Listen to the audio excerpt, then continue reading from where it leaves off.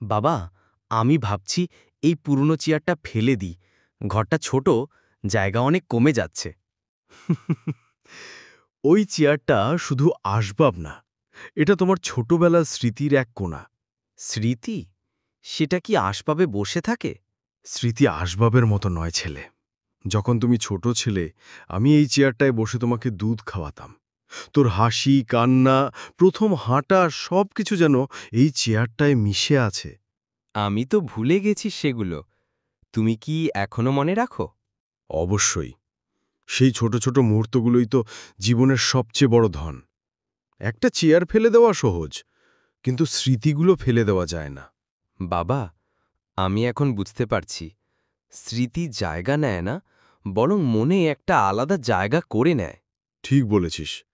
পরিবার শুধু মানুষ নয়, স্মৃতিরা তো আমাদের সঙ্গে সবসময় থাকে। চেয়ারের মতো নিঃশব্দে, কিন্তু সবসময় পাশে।